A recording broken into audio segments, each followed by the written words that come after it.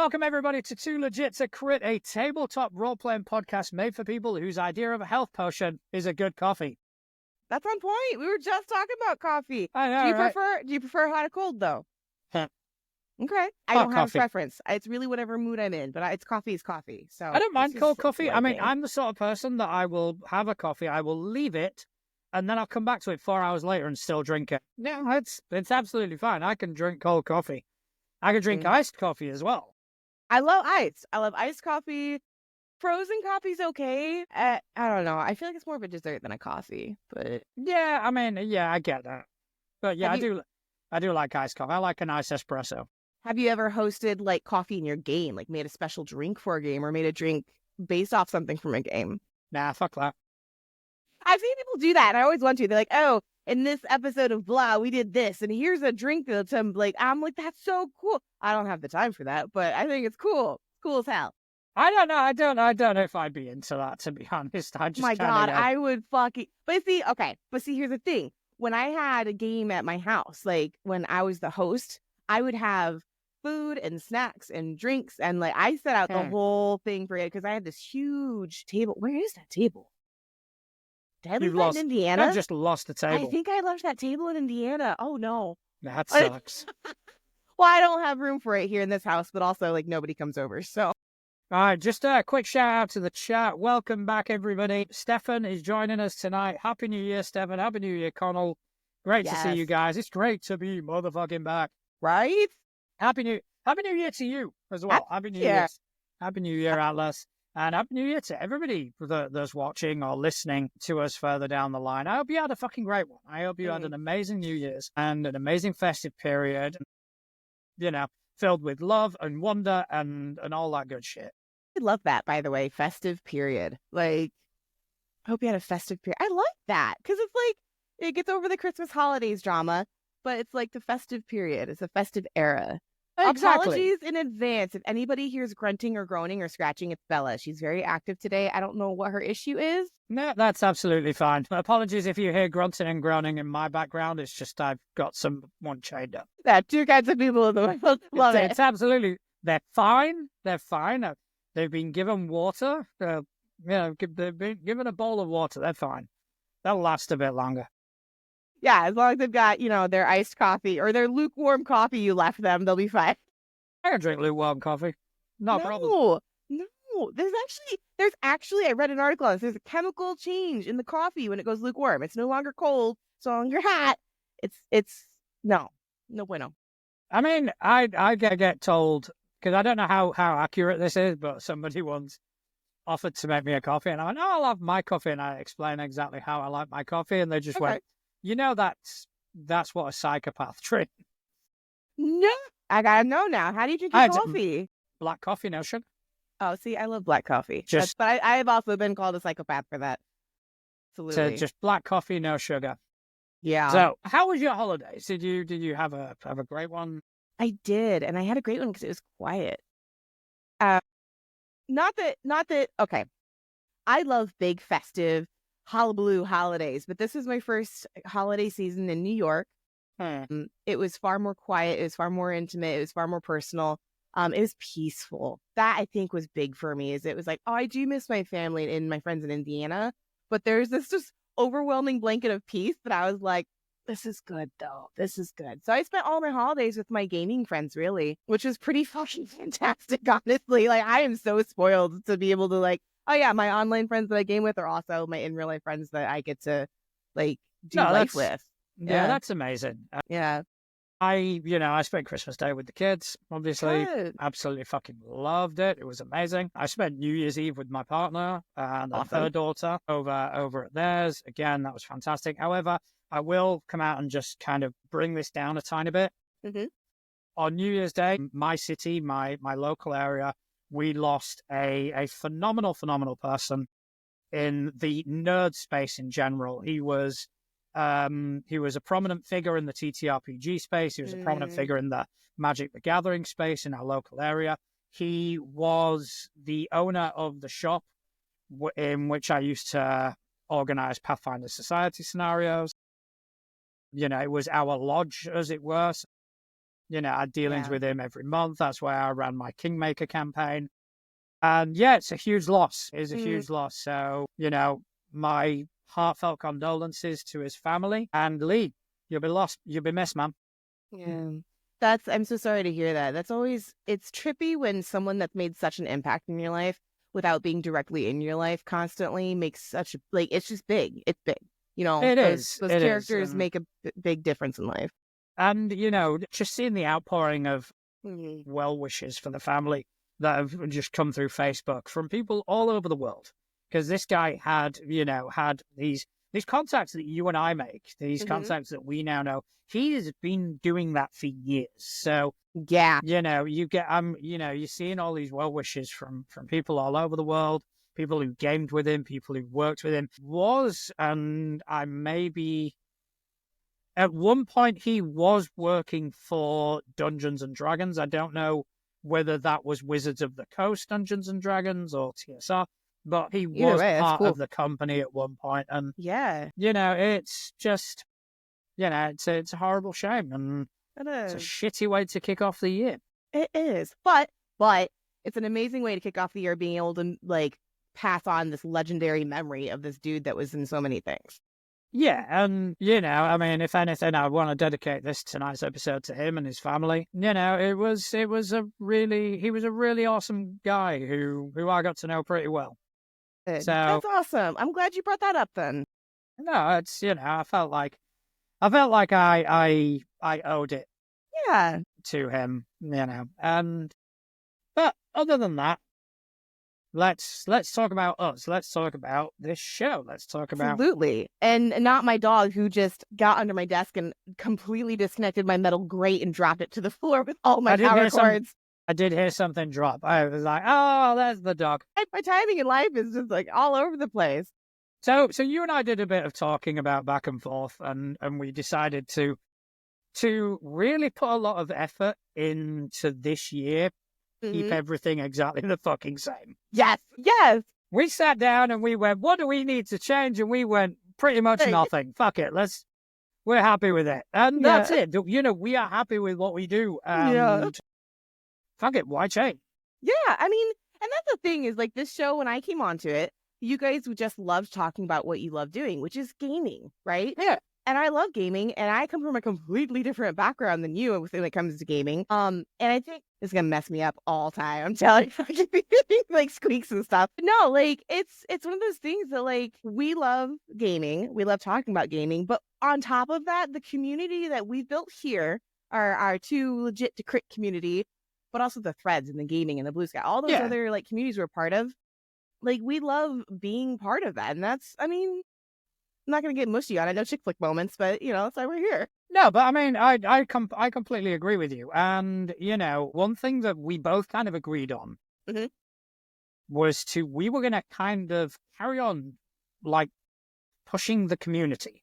And we were going to kind of carry on putting a highlight on certain aspects of the community that aren't necessarily highlighted. People who, may do something and bring out something on, create a product. Right. That we kind of like and just kind of go, hey, I want to talk about this. Yeah. It's all part of kind of growing together. Mm-hmm. Yep. And I actually, we talk about how we're not changing much, but at the same time, we had talked briefly last time we aired about our New Year's resolutions in gaming. Do you have any? Are you ready for that?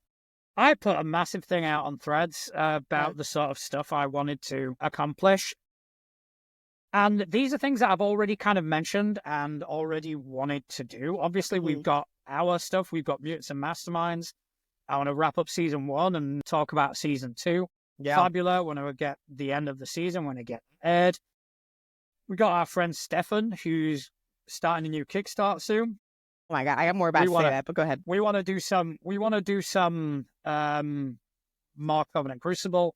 We want to do some more Shadowlight and Persona with Craig. That's going to feed into another sort of side project that I want to talk about in a minute. But just to carry on going through thing, I want to carry on with Impossible Landscapes. I'm fucking loving that. Good. I've got a second Impossible Landscapes being talked about that I want to start running. I want to run you and Connell through some Delta Green and some Blades in the Dark. Yeah. I want to finish one of the Pathfinder 2nd Edition campaigns that I've got going. Start a Pathfinder 2nd Edition campaign run by Mistress Winter. I won't be running that. I'm just playing it. I don't give a shit. I'm just playing. Yeah. Uh-huh. The Kingmaker campaign, we'll have to see what goes on, but that is beside the point. The other things I've got planned, I want to start a Savage Worlds campaign. Mm-hmm. I'm thinking about doing Savage Pathfinder. Oh, okay. I want to do an AP, an adventure path that I started, never finished, but I want to do it in Savage Worlds. And then I want to do my Blades in the Dark inspired sort of campaign where it's going to be cyberpunk and all that. And then obviously the side project where I teased it in the Traveler's Chalice, but I need to get a cast together, but I'm going to start doing what I want to call one-shots. So I think it's brilliant. It's fantastic. Also, shout out to our Traveler's Chalice group. If you aren't part of it, you can be part of it very easily by subscribing to our Ko-Fi coffee, right? Ko-fi, yeah, we've got a Ko-fi. If you join at the $3 tier, you can gain access to Traveler's Chalice, and that will give you essentially a say on the future of the show. Yeah. And also absolutely unhinged access to us 24/7. Fuck yeah. Just to put it out there. Like, before the show today, I was like, who's all going to be here? And like, I want to start chatting you guys up before the show and see what's going on. Like, our dear friend Couch isn't here today, but then I'm not going to spoil it. There's a fantastic picture in there that if y'all didn't get to experience it, maybe if you want to see Couch like you've never seen him before, join that fucking Ko-fi. Get into that fucking Ko-fi. But it's also, there are things that have happened in that chat that have shaped the brand, that have shaped the show, that, it's Craig also going, hey, you should talk to this person. Yeah. And then we get them on the fucking show. Yeah, and it's also a great brainstorming community community. Jesus fuck. It's a community. Great brainstorming community too. Because like, we'll have people building games or people that are part of the show like, hey, what do you guys think about this? Or vice versa. And, it's got some really interesting conversations going that, like you said, have been brought into light on the show or on threads or whatever. I mean, the amount of shit that I've bounced into that thing where I've kind of gone, hey, I've got an idea. And there are days I just let it go. I'm like... But the beauty of it is, it is unfettered. It is unfiltered access. Yeah. Where I'll put something out and someone will kind of go, maybe not. Yeah. They'll be like, okay, that's cool. That is, it helps me. The reason there is now a new website with an updated blog is because of that chat.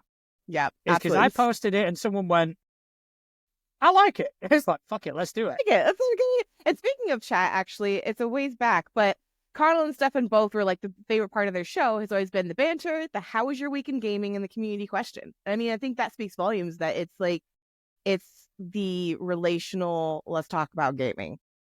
Yeah. And the Traveler's Chalice is that. I mean, don't get me wrong. You'll get some random shit that I don't know where it came from, but I'm here for the ride.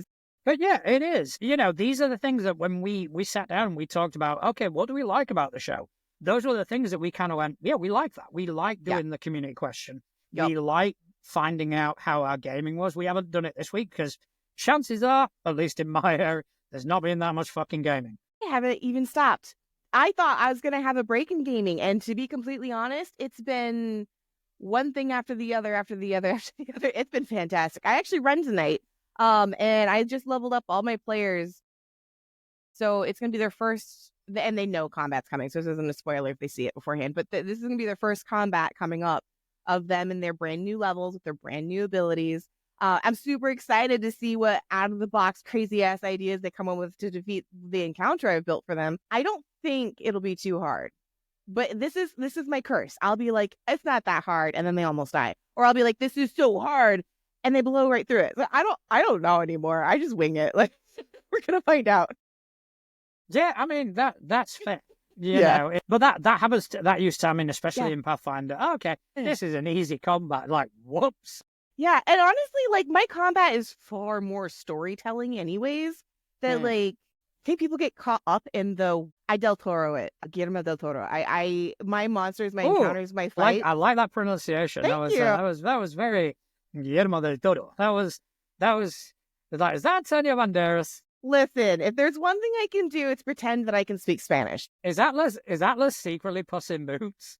I mean, we're not going to comment on that, but maybe. You've never seen Puss in Boots and me in the same room together. That's all I'm going to say. That is fair. But yeah, where was I going with this? Oh, yeah, like my encounters and my stories and my monsters are never just like, look, a level this encounter, let's fight the thing. It's always so story rich. And it was so funny because last week I was talking to my players during our Christmas party. And I was like, yeah, don't forget, we're going to do Hallowed Peaks next week. You guys are investigating this character's backstory and where she came from. And they're all excited.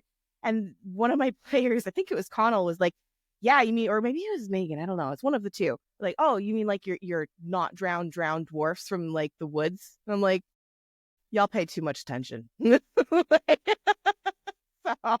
it's going to be fun. It's going to be a lot of fun. One thing that really got to me in Pathfinder, especially when you're dealing with Pathfinder adventure paths, was the obligatory combat. Was, you have to do this, and there is this combat which leads to fucking nothing. It is simply there to deplete resources and kind of lead up to the big bad combat where, because of the resources, it's become more. And one thing I'm liking about Savage Worlds is right towards the back of the book, there is like alternate rules. Then it was like alternate combat rules. You can resolve it in one fucking dice roll. Yeah. And it's like, that's going to save me so much fucking time.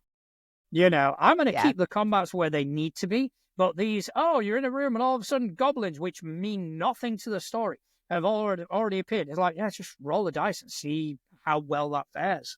Yeah, and I feel like the bad guys and encounters should not only make sense of the story, but make sense with the theme. Like, I know it sounds like no duh, but there's been so many times that I've heard people complaining about games they've been in. I haven't experienced it myself, but I've heard other people do it where it's like, yeah, we were kind of like you said, like we're climbing this ice mountain and then like a fire-breathing like gnome came out of somewhere. I'm going, what? Like, what are you doing? It's just fucking shoehorned in there. I will say that I have done gaming since we last spoke, because Impossible Landscapes took a fucking turn. Yeah, there's been no combat in the entire game since they started. They now have killed somebody. No. Yeah, for reasons that I won't divulge because it is a bit spoilerish. Okay. One of the tenants of the building they're investigating attacked. So it went so fucking horribly wrong. One of the agents nearly fucking died, and so now they've got to get rid of a dead body. Listen, I love that. Like, I love the idea of this obsession of just like, where are we gonna put the dead body? Like, no one ever thinks about that. Like, there's so much combat and like death and things that happen. Hi, Bella. You say hi to everybody? But there's there's always death and destruction, but there's no aftermath. Like, oh, we were on this dock in this town and we just murdered all these bad guys. What happened to the bodies? Did the cops just pick them up and it's like, cool? Like, what? I think it is like we were talking about, it's like the ludonarrative dissonance. Wait a minute. DBE. Stefan just made in chat, dead body economy. What is that? I've never heard that before. Did he just make that up or is that a thing? I've never heard of it. I've never heard it before. All right, well, we'll find out if that's an actual thing or if he just made it up. But I like that. Dead body economy. I like that. But yeah, so it does come down to that ludonarrative dissonance. Yeah. I can't take that word seriously because every time you say it, Ludo needs friends from Lab. Ludo, narrative, dissonance. Yeah, I know, but all I can hear is Ludo from. Great. I just made it up, but it's what you need to do when there are a lot of dead bodies. Fair enough. Fair enough. We will definitely kind of keep that one in mind. Absolutely. I'm here for it. Yeah, no, I have, there's things on the show that I'm going to start pushing out, and I'm really excited to start just to kind of like build the community here. We were talking about New Year's things, and this is Choo-Choo Atlas train mode. But I do have some personal goals. In a weird way, I have less. I had so many like brain ideas last year, and it was kind of like, okay, I'm going to start this, but we're going to build this big thing, but I don't know if people are going to like it, and it's got to be like structured, functional, blah. And I was miserable. I actually ended up shutting down my Patreon towards the middle/end of the year. And I've had so much more fun now with my art that I actually made a Threads post about this earlier today because I was just sitting there going like, man, I have so many game ideas, so many world building ideas that I'm kind of like, where do I put all of this? I think I'm just going to start doing it. Like, even if I never run the game, even if never whatever, I will just put it in a document, put it out there for the world to use and be like, here you go, guys. Like, yeah, because you can always revisit it later. Exactly. And when you revisit it, you can either go, oh shit, that was a really good idea. Right. What the fuck was I thinking? And scrap it and then come back to it. You know, exactly. It happens all the time. You should always write down ideas down. Yeah. I'm excited. Always. I'm excited. And part of that is, so I watched Nosferatu for Christmas. I want to watch it. No spoilers. I'm not going to spoil it. I mean, it's kind of hard to spoil it if you know anything about it, but like, yeah, it's Dracula, basically. Yeah. It's so good though. It was so good. And like, I'm a big gothic horror fan. Like, I loved Dark Universe. I love things like that. Yeah. So to see how well they did with this, because I went into it skeptical, I'll be completely honest. I went into it skeptical because the director is kind of a love-hate relationship for me. I either love his works or I hate his works. This was beautiful. That being said, I'm like, man, I really want to run a game in that same vein of like that gothic horror. And I'm like, yeah, Vampire the Masquerade would do. Right. But I'm like, I don't want to do a modern one. I really don't want to do a modern one. So I don't know. I've got ideas brewing. We're going to run with it. We'll see how it goes. But yeah. So it is the new year. New year is a time of renewal. All right. It is a time of starting again. And because of that, I put out a question to the community. And it was, have you ever had to replace a character in a campaign? If so, how did it go in terms of enjoyment? And I got quite a good amount of responses from all over. So, first of all, have you ever done that? Have you ever replaced a character mid-campaign? All the time. How did it go? Okay, not all the time. That's an exaggeration. But I have done it, and it actually went pretty well. Any character deaths or character walk-offs have always been thematically or story related. So it's never been this like, oh no, okay. Actually, perfect example. I think it was last week, 2 weeks ago. I don't know. At some point, I was playing my construct, my Jedi Knight construct type situation. And like in the first round of combat, dead. Like I had to do saving throws for the rest of the game. And it was not upsetting, like, oh man, I'm dead, I don't get to play in the game. It was very thematic. Like she literally was the first one to go out there and take on the bad guy and put herself between her and the rest of the crew while the crew got situated from the crash landing. So it was bummer because like, okay, I didn't really get to play that much. But like, I don't know. Again, I purposely put myself in games with GMs and players where it's story driven. Even if it's a super crunchy mechanic game, it's story driven. So I've never been in a situation where I had to replace a character. It's like, oh, it went horribly. Like there's been a few awkward growth, like with mutants and masterminds. That's a hard one because let's say your teammate gets killed off, right? And you bring in your new superhero, right? Or they go to a different team and you bring in your new superhero. It's a little awkward because there's that team dynamic that's already been forged with everyone else.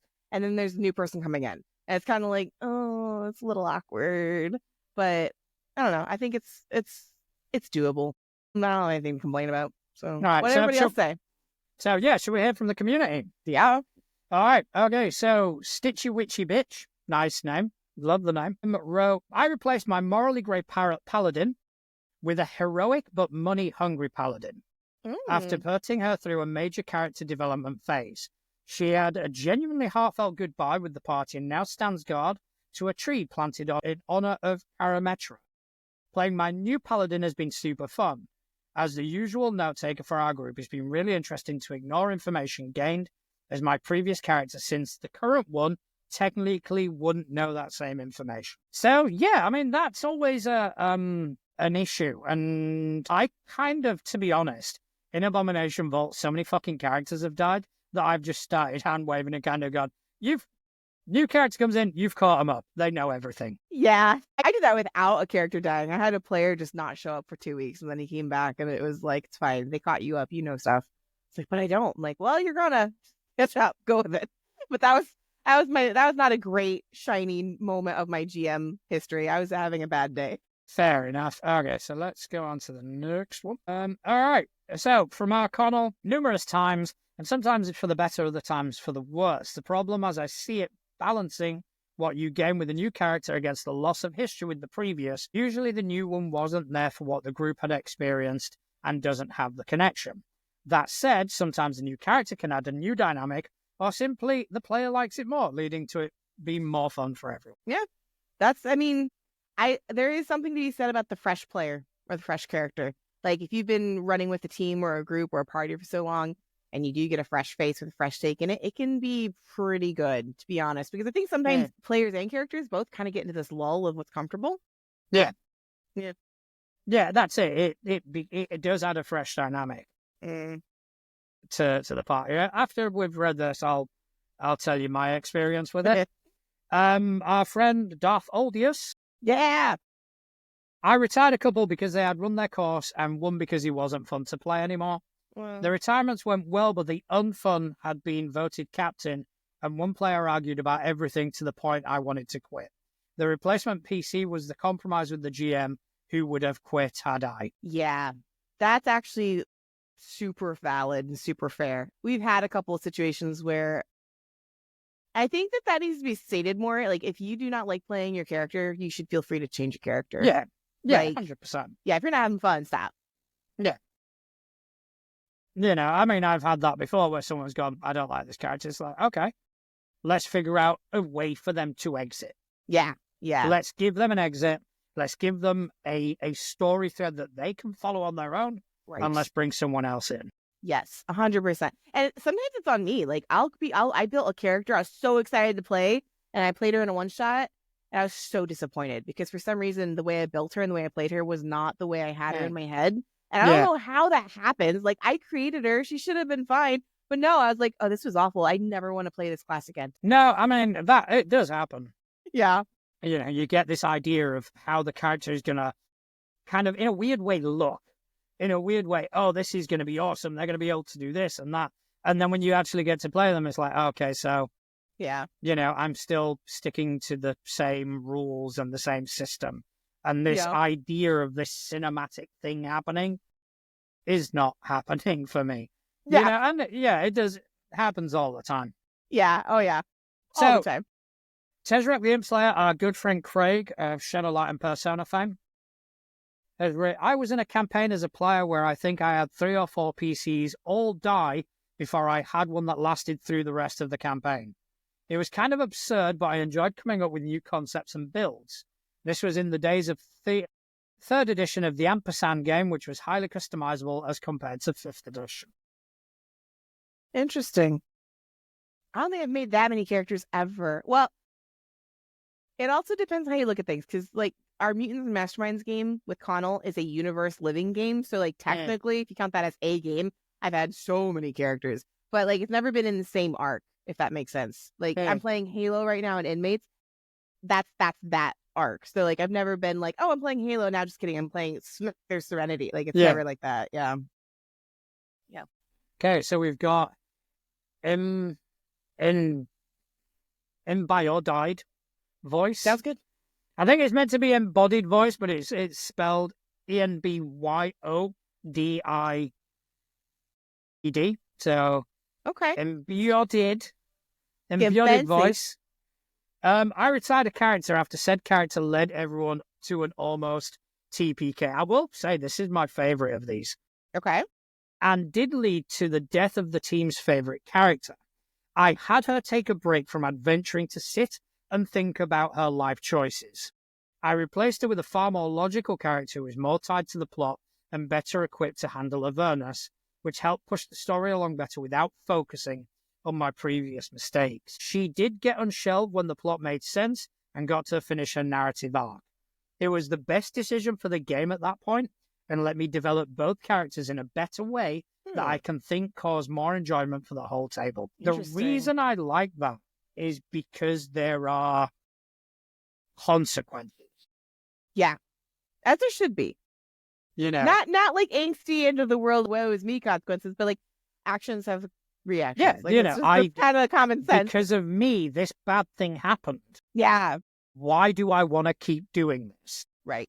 You know, and I think that is a very fucking valid reason. And, you know, there was a return to it. There was a return to that character. So, yeah, I like that one. Yeah, for sure. Okay, from our friend at Table Cat Games, you know, Street Wolves, still need to try that. You said that, and I was like, what? My brain didn't even register. You said Table Cat. Table Cat Games, Paul, straight Games.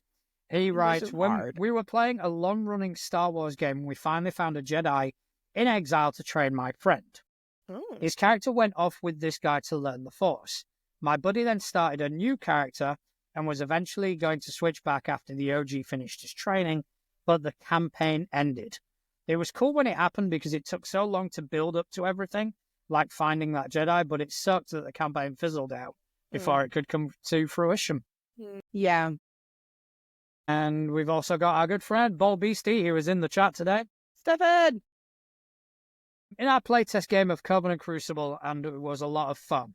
It wasn't the same kind of fun since the character that was gone was essentially the tank, and the character I replaced him with was the spy, but I really enjoyed it and still do playing both characters on and off again. That's cool. So that is all. But that was a good response, Anna. Thank you, guys. Good. I feel like it was overall positive experience, to be honest. Yeah. My experience was, I'll say, a mixed bag. Okay. Because one thing that I found playing Pathfinder, when a new character gets brought in, they have a slight advantage over the rest of the party. Because they are brought in with foreknowledge of what the campaign is. And you can prepare, you can optimize a lot easier than if you're building a character level by level as the campaign progresses. So, if you bring in, you start a character at level 1 and bring them in and they grow up and they kind of get built up, you're not necessarily going to get everything right. You're going to probably take things that you might think is important at the time, but then to a couple of levels down the line, it becomes irrelevant. Whereas if you're bringing in a character at level 10, you are bringing them in for that level. You are bringing them in with that prior knowledge. So that's kind of what happened to me. Have you ever brought as a GM, have you ever brought a new character in with more knowledge to help the current team kind of like, not spur on, but kind of like, a little missing piece that I guess wasn't functioning earlier? Like, have you ever done that? Possibly. It does sound vaguely familiar, but I haven't necessarily got that Off the top of your head. recollection. Yeah, I can't. I just did that with a character remodel. We didn't introduce a new character, but I remodeled a character because there's issues with the class. Like I said, the player wasn't super happy with it. So we tinkered with the model. We tinkered with like where the character was going to be going storyline wise. And in doing so, I was able to drop some knowledge to that character that when because they left the party, they basically left the party. And then when they came back, he was like, oh, hey, by the way, while I was traveling the world, this is what I found out. And it wasn't like he was privy to information like, ooh, he has secrets. It was more of like, no, he left and came back. Naturally, when people leave and come back, they experience things. And so I gave everybody a little snippet of important information that was really cool to watch, because the whole session that day was all role play gaming. I just let them go for it. And they were just switching out information and building lore and stories. And like, it was the coolest thing as a GM for me to watch, because I did jack shit. Occasionally I'd have them roll for something, or I'd message one player who is slightly turning, I don't want to say psychic, but he has psychic influence based off the item on him. And I was like, by the way, you see red butterflies. And I could see the player just look at his phone and look at me like, what the fuck? And then just watch them take that and role play it and then the other players interact with it. It was my favorite session, I think, of my entire campaign so far. It was fun. Now, going back to when I brought in this character with this, because I had knowledge of the campaign and I had knowledge of that, the character that died, it was my first character. He wasn't optimized. I made a couple of mistakes during level ups, which, he wasn't the strongest of characters, but fuck me, was he fun. He was a fun character because it was essentially an embodiment of me. So it had my sort of affinity for chaos. And, He was a monumental dick to Couch's character, which I still laugh about today. And so he died, So I brought in his in-fiction sister, who'd been searching for him. Now, what I brought in was a derailment to the campaign, because it was a Pathfinder summoner, which, even after being nerfed, because they did a revision of the entire class, because it was so fucking broken, even the revised version was a total game. It was a one-person army. So the summoner has an Eidolon, which is a creature which is their main sort of go-to. This thing had a higher armor class than our fucking paladin at full power. And that's within rules. I didn't break anything. It was just within rules. It was, okay, so the armor class is 49. So that in of itself was an untouchable character. Yeah. But that wasn't the worst of it. The worst part was when the Eidolon got dismissed and the summoner had the summons. I could summon a literal army because I'd pumped everything into summoning. So I remember once we were fighting, I think it was something along the lines of fire elementals. So I summoned, I think, a total of about 25 water elementals just to push them back. Yeah. And it was, the character, the mechanics of the character were phenomenal. Because I'd come in and I'd spent, I've got 12 levels. I'm going to optimize every single level. But I did not have nearly as much fun. Yeah. Because it wasn't the character that I enjoyed. I had, mechanically wise, she was fucking perfect. Yeah. But it just didn't quite work. Never understood the min-maxing mentality for a role-playing game, but I do understand accidentally making a broken character. I build my characters off story. You can ask all my GMs, it pisses them off because they're like, what do you want to play? I'm like, well, tell me more about the land. Tell me more about the story. Because for me, if I'm going to it's playing a role in that world, right? It's not, hey, build a story around my character. I'm just not built that way. Other people do that, and it's amazing. I love it because they have these amazingly unique characters. But for me, I want to build the story with the GM in a weird kind of way, I guess. But I accidentally broke a character because she's a Stone Warden dwarf, which sounds like, that's what they should be, right? But I accidentally broke her. I enjoy playing her. I don't enjoy combat with her because it's too easy. And that sounds super dickish, but it is. It's she's got this fucking cool hammer and this fucking cool shield and all these amazing reactions and abilities and stuff. But it is I swung once. Right? With I guess the equivalent would be a smite, I guess. And it was cool because she's a Stone Warden, right? So it worked. She swung once, hit this guy. He turned to stone and turned to powder in the air and just disassembled him, which was cool. It's cool. Don't get me wrong. But I'm I swung once, y'all. It just gets, don't get me wrong. I'm moving away from those systems, full stop. I am going to still obviously play in Winter's Pathfinder campaign, but I've already said I'm going to play it differently. I'm going to kind of, as a sort of challenge to myself, is I'm not going to plan ahead. Right. Yeah. I'm gonna play the character as if whatever level she's at is her final level. Yeah. And then when a level happens, build. When a level up happens, it'll be, okay, what has happened?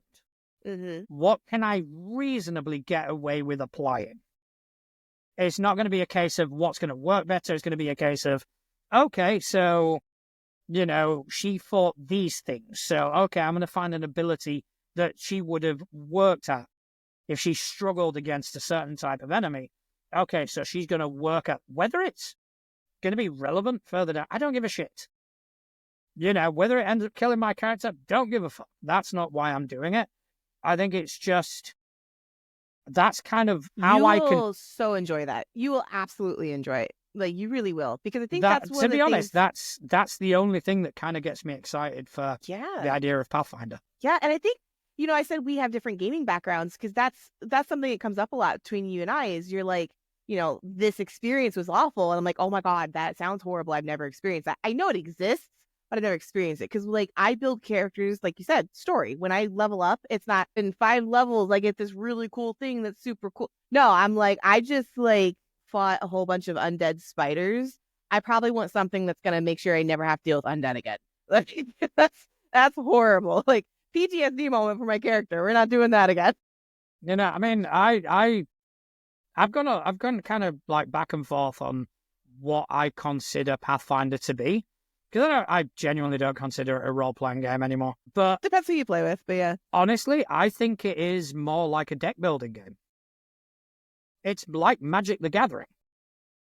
I mean, your character is your deck, and all the abilities that you get are the individual cards which you can then use. So, it's mathematical. And that is the way the system is designed. That is the way it is played, because that's the way the system is designed for it. And yeah, I'm not going to do that. Fuck it. Yeah, no, don't play a game like that. That's not how you want to play it. Like, again, that's no. Oh, that's funny in chat. Sorry. Connell just said combat. He spent a whole combat invisible, looting freshly dropped bodies. That's fair. Why does that sound like a you thing? You would do the sleep and sleep and sleep. I mean, to be honest, a lot of that was kind of proving a bit of a point. It was like, yeah, but then afterwards, again, I don't know whether it happened in Traveler's Chalice or it happened on your Discord. We grew from that because, we discussed it with the creator of the game and just kind of went, dude, this is broken. Yeah. And we kind of went, this is how, we've got ideas. And, he liked my idea, and I'm really proud of that. Yeah, absolutely. That has now been implemented into this game. And again, that might not have been Traveler's Chalice, but that sort of shit happens in the Traveler's Chalice. Where it was. It might have been in the just game chat for the game, but I don't know. It might have been, but it was because I think it was Connell, and Craig said something to Connell about something his character did being broken, and Connell's like going, excuse me? My shit's broken? What about John? Yeah, right? I was saying, friend was amazing. God. Speaking of which, we were doing by the way, stream. We need to get back to that. We need to finish that. I know, we need to finish. We got one more game in that we need to finish. We were actually joking about that because we had my art stream on Saturday and Craig was there. And it's been so long since we've had so many of our friends in the stream because everyone's just been busy with the holidays. And we're laughing and everything's fine. And we're about to log off for the day. And Connell goes, hey, Craig. I say, what? He goes, bare arms. To this day, I'll never forget Craig's face. He was so done with me. I feel like that's Craig and I's friendship built like from the ground up, is just him being done with me. Okay, speaking of our friends, I just want to take a quick brief moment here to shout out our supporters. So first of all, he's in the chat. So let's start with Stefan. Yeah. And say 13th Moon Games is a family-run indie game company out of Wyoming, USA that created the tabletop role-playing game Covenant Crucible. It's a game of modern-day witchcraft. And if you can imagine the John Wick movies and the last Witch Hunter movie, they got together and had a really pretty baby. Covenant Crucible would be it. And if you want to learn more or you're interested in joining the official Discord game, check them out on Instagram. And just going to say, in Unbound, you might see a familiar face. Also, just want to pop that out while you're talking about that. I want to make sure I have this correctly. I'm pretty sure their Kickstarter got pushed to February. Yeah, well, Let me just check real quick. Well, we can ask the man himself. Yep. Yeah. Beyond. Looks like it's going to be, the Kickstarter is going to kick on. Now, you can go ahead and get it. Actually, look on Kickstarter. You can see it. It's like coming soon, whatever. So go ahead and go check them out on Kickstarter. But it's going to be freaking cool. And that was one of my Christmas presents, actually. All signed and autographed by the creators and their lovely family. So I got spoiled like fuck. I was like, yeah. That is awesome. It was great. Okay, also want to give a big shout out to Crossing the Nerdverse. Step into a universe where fandoms collide. Welcome to Crossing the Nerdverse, your ultimate portal to all things geeky and glorious. Whether you're into comics, gaming, or sci-fi, we've got you covered. Discover exclusive interviews, epic debates, and insider tips from your favorite creators. Join the adventure at crossingthenerdverse.com and unleash your inner nerd. Embrace the passion, celebrate the culture, crossing the nerdverse where every fan finds their place. Last of all, we have a new website. It is toolegit2crit.com. We've gone up in the fucking world. We're no longer toolegit2crit.uk. It is now .com. I do need to do a redirect from one to the other. But on there, you will find a blog, which I'm hoping to update weekly. It's an exercise for writing. That's all it is. It's not anything to be taken fucking seriously. I'm not declaring any knowledge of anything. I'm just trying to write satirical posts in a sort of meta-narrative. And I've got 2 posts out so far. I'm really proud of them. So check it out. You can catch up on everything there. You can even check out some of the friends that we've made, which is still being updated. I've still got a lot of people to fucking add on there.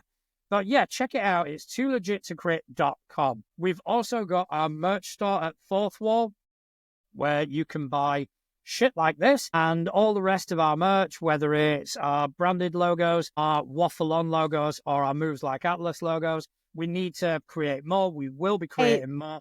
I have 3 more in the running, just as so you guys are aware. I have 3 more things coming, 3 more designs. They're getting finalized before I shoot them over to John to be loaded. And then I also have some, if you've been following along with our Inmates game, I have some really fun Inmates merch coming. Looking forward to seeing them. Yep. Also, if you want to support the show, you can just get us a coffee. Go to coffee, just buy us a coffee and as a one-time purchase. Really, we will really appreciate it, and thank you very much. However, if you want to be a bit more regular and you want access to the Traveler's Chalice, in which you will have a backstage sort of access to us and have a say in what goes on in the future of the show, you can sign up to our $3 a month tier and just join us, and you'll become a collaborator on the show. We'll put your credits in our YouTube and you'll be part of the family.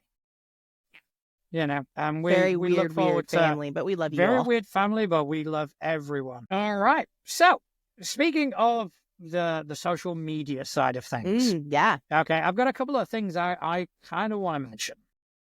Okay, first of all, I would like to just give a very special shout out to Bruce Nichols, who is NBTW Days over on Threads. All right. Okay.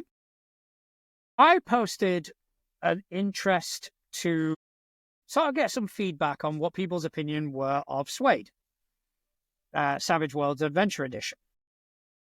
Now, he posted to say that he wasn't sure, but his table were going to start playing it. And he would, just give me an update. And, yeah, great. He was true to his word. A couple of days later, after his game, he went, really fucking enjoyed it. It was a great laugh. Fantastic. I really appreciate that. About 4 weeks after that, out of the blue, I get a mention on Threads. And it was like, hey, still playing Suede, still fucking loving it. You should get on board with this. And I just wanted to say thank you for, just an actual, interaction. That interaction one, and and the fact that he thought about me 4 weeks down the fucking line to kind of go, oh yeah, I need to update this guy. This random person who I've never fucking interacted with before. He might be interested in this. So yeah, Bruce, awesome. I really appreciate it, man. Thank you ever so much. Way to be a human, Bruce. I like it. Yeah, we like humanity. I don't like... No. I like humanity. I don't like humans. There's a difference. I feel like I'm the opposite way because I like humans, but humanity sometimes makes me question. I was watching my favorite comedian, which I don't know if we're allowed to say on here or not, but Josh Johnson, and he was like, I don't think it's aliens. I hope they're not aliens. Speaking of the drones, he's like, because humanity isn't really giving its best foot forward right now. Like we're not available for visiting. It's like when you show up at someone's house at 4 a.m., they're not really in the best visiting presentation. That's how the earth is right now with humanity. And I'm like, I agree with that. We're not ready for visiting right now. I think we've been visited already, and they've just gone, you know what? Fuck. Yeah, no, guys. Exactly. Yeah, no. They've got nothing here we want. I thought 2 would be enough. I'm out of liquids. I'm compensating. I was really dehydrated last 2 days. All right. So another thing that I saw on social media. All right. So over on Blue Sky, which I am now more present on because I'm liking it. I'm enjoying it. I saw something, and this was Squadeth Games, right? Squadeth Games are a small tabletop role-playing publishing company from New Zealand. All right, and they posted a, what do you call it? It's not a thread. It's not a tweet. Post? It's They made a post? It's a blue ski. We'll call it a blue ski. They posted a blue ski. I like the fact that it sounds ever so slightly sexual. Yeah, all I can think of is Smurf. A blue ski sounds like a Smurf with a cold.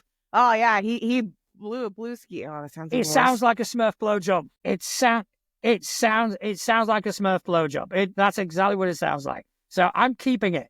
By the way, anybody who starts using blue ski, I want fucking credit. All right. Yeah. So you might want to post that. So he posted a blue ski. She agrees with blue ski, apparently. And this is quality because I love the fucking boldness.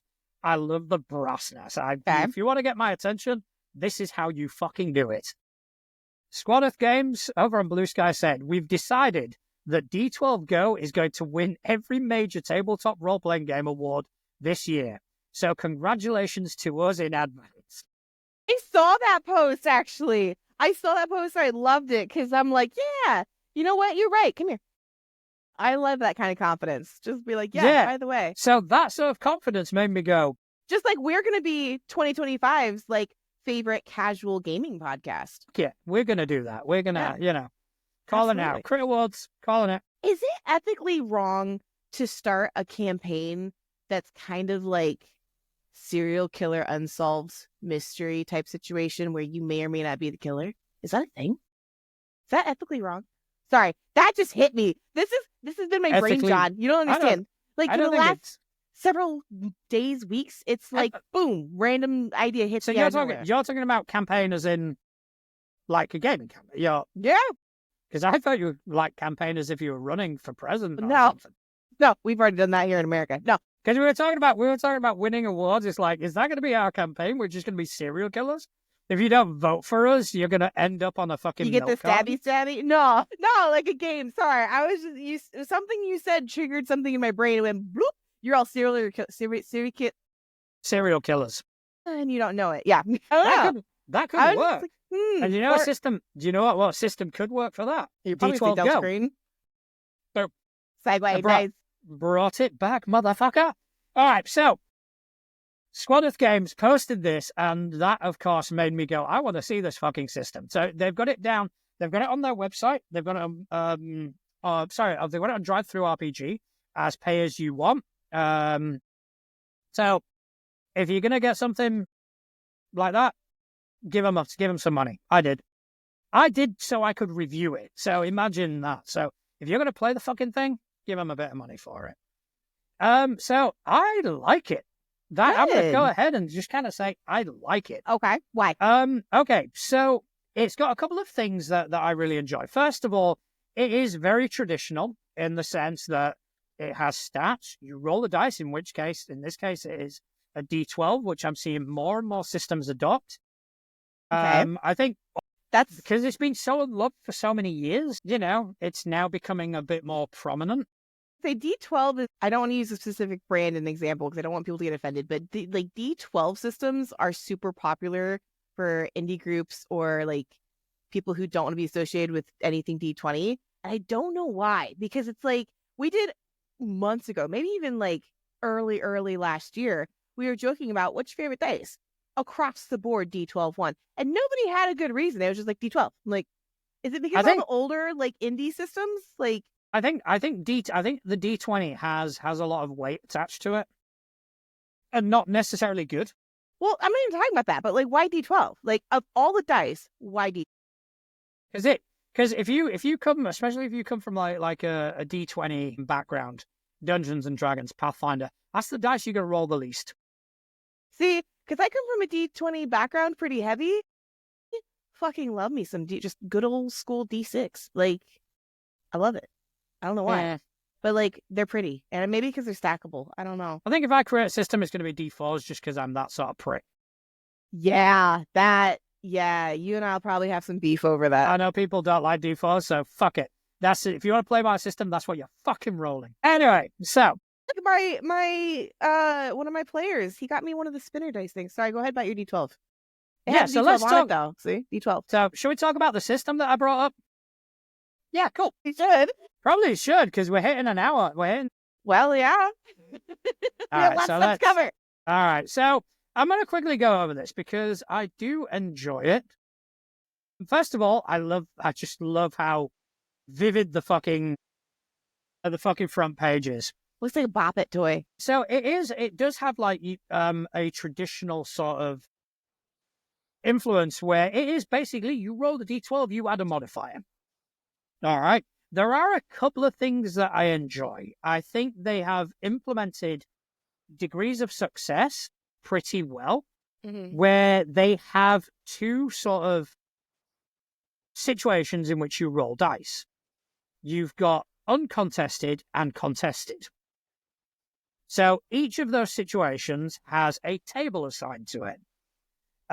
So uncontested is basically where you roll against a static number.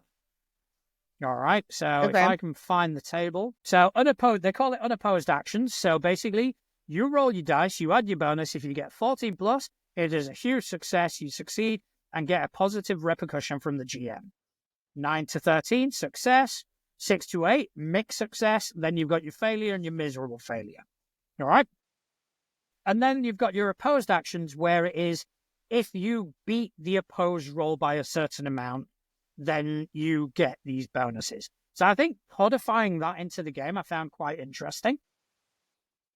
It is very simple. It's a 32-page document. Oh, wow. So it is very straightforward. Your stats, you've got agility bond, which would be your charisma, brains, brawn, precision, and senses. And everything is based on those stats.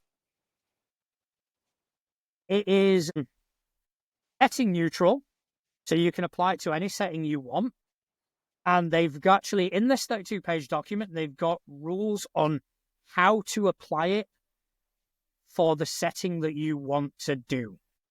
Because depending on the level of the game that you're running, you will build your character with more or less restrictions. Okay. There are no codified skills in the system. That is basically something that you discuss with your GM. There are suggestions. So I want card counting as a skill. All right, you've got it. There you go. Okay. Add it. Whether it's relevant or not, that is the discussion you have with the GM. And the creativity idea of that, of like having for one thing, I love toolkit systems. Anything that's like, use this for literally whatever you want. I love instant, yes. But like, I love the idea of, hey, here's some ideas for skills, but also like, if you want to have a skill of juggling because you came from a circus background, go for it. I love that. Like I said, when I build characters, it's for story. It's not for any other reason. So I love that. Yeah. And also this part of it I found really interesting, that there are no turns. There's not an initiative, as it were.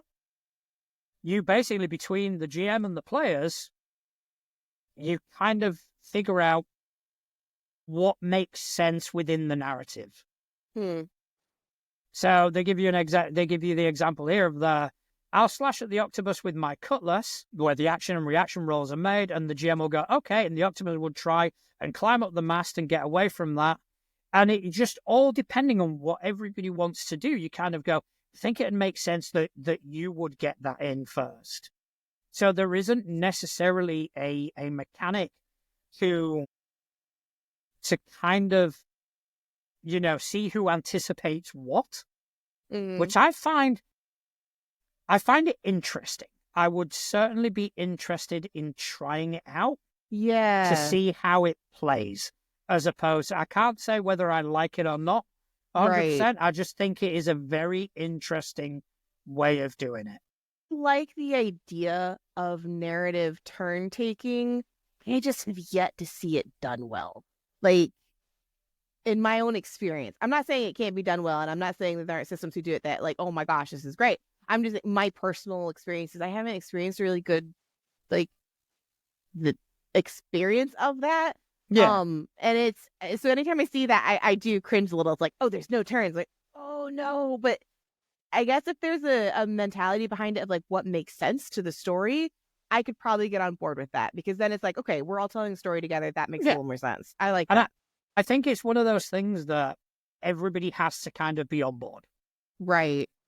Everybody has to kind of be on board where, you are all aware of this is how it's going to work. So, you get into combat and there is an honest and frank discussion about what would happen in what order. So what do you want to do? What do you want to do? What do you want to do? And you all kind of go, yeah, that makes sense that they would get that shot off first before I did this.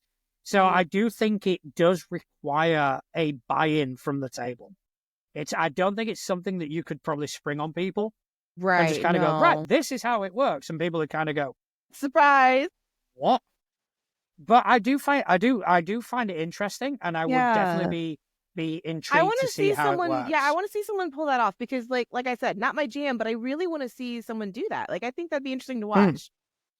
So they also give you like a few sort of character examples. So you've got Johnny Normal Teen. So he's a teenage superhero with plant powers. So, you've got your plant manipulation, quick reflexes. So these are specialties. These would be your sort of skills. But again, these are not codified. Right. I thought animal shapeshifting and read it as animal shenanigans. I'm like, that's very vague. To be honest, if it were my character, I'd certainly pull for animal shenanigans. Right? Yeah. Fuck that. Animal shenanigans? Why the fuck not? Be whatever I want it to be. But yeah, so it's, the sheet is very straightforward. The whole specialties sort of thing does kind of harken back to Shadowlight and Persona. Where, I was just thinking that feels a lot like it. Where there is a sort of agreement between the GM and the player to kind of go, yeah, I want to be good at this. Okay, there's not necessarily a skill. There's nothing written in the book for it, but this could work. Right. But yeah, so a lot of the book is just basically getting into play, because the rules end on what? Page 12? And the rest is just, example characters and foes, an example of play. So yeah, in 12 pages, you've got an entire system. And I think it is a system that you could use for a pretty fleshed out campaign. Interesting. So yeah, that's definitely on my radar. Like, I'd be curious to see how that gets played out, because that's pros and cons. I'm very interested by that. Yeah, I think there's a lot to like.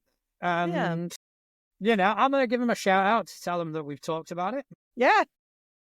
Hopefully we can get something set up. But I mean, when I do start the one shots, I think I'm gonna start with Covenant Crucible. Hell yeah. I actually was just talking to Stefan about that, because I'm going to do a one-shot over on Alice Adventures, and going to start advertising for the Beyond, because I'm super excited about that. Yeah, I want to do Covenant. I've got an idea for a story. Ooh. And once I've got that in mind, it won't leave me alone until I do something about it. What's funny is that I've had this game idea in my head, a one-shot or like a mini-shot, for years. Yeah. I've told Connell about it all the time, and Connell's like, that's horrible. It's not a game he wants to play. But he's like, okay, whatever. And then I got my book for Covenant Crucible, and it hit me like a ton of bricks. I was like, oh my God, that's a system I need to use. And then suddenly Connell was like, oh, I'd play that. Yeah, I've got an idea for a story to be played in Covenant Crucible. Cool. I've also got one that I want to do with Shadowlight and Persona. Yeah. So yeah, I mean that's down the pipeline. It'll be fun. I'm interested in the one shot just so I can watch you GM, because I've yet to see it. All right, I think we're gonna probably do a couple of closed doors games between you, me, and Connell, because Connell did state he wanted to play Delta Green. Yeah, I want to be the person that introduces him to Delta. Yeah, I mean that's your game, So, but anyway, I think that is about all we've got time for today. Yes. So, first of all, I just want to say a big thank you to everyone in the chat. It's been awesome to hang out with you guys again. We love you so much. It's so good to see everybody. It is great. It is great to be back. It is great to be once again with you, and thanks for keeping us on our toes. I also want to give a big thank you to you for joining me this evening. If you want to tell people whereabouts on the interwebs they can find you. anywhere there's internet. Atlas Ursa, Atlas like the Titan, Ursa like the bear. I predominantly, you want to talk, chit chat, Threads, really, Threads, Instagram, and I've got a Discord server. Everyone's welcome. It's just a geeky little hangout spot. So it's great. I hang out there when I can on a Saturday when I don't have the kids and don't have prior engagements. I do try jump on. Yep. At least to say hi to everyone, because it's, again, it's like a fucking family. It is, yeah. And it's, we are starting 2025 scheduling roughly once a month what, I've endearingly started calling closed door games, where it's not that it's closed door, nobody's welcome, but it's closed door as in like, there's no like recording, there's no advertising. It's just we're hanging out and playing games. Yeah. Getting back to gaming. Yeah. Yep. As for me, you can find me at natural.juan on Threads. I'm also Natural Juan at toolegit2crit.com over on Blue Sky. Natural Juan on Mastodon. I'm also behind our Instagram and our Facebook pages. If you like what we do and you want to see more, hit that subscribe button. It just keeps us, it'll keep you posted about any sort of things that we do. And also check out toolegit2crit.com. It feels weird saying that. Yeah, but it feels right. It feels right. And there's also a new email address, which is contact@toolegit2crit.com. You can get in touch with us, ask us any questions. You can see some of my shoddy writing, but you can just keep up to date with everything that we're fucking doing. Yeah. Because, we love being part of this community and we want you to feel part of ours as well. So, don't hesitate to come and join us. And if you really want to support us, buy our merchandise, go to our coffee and give us some money so we can carry on doing what we're doing and keeping the lights on. But most importantly of all, I want to thank everyone who has taken time out of their busy day to listen to two idiots waffle on about tabletop role-playing games. Thank you very much. Good night.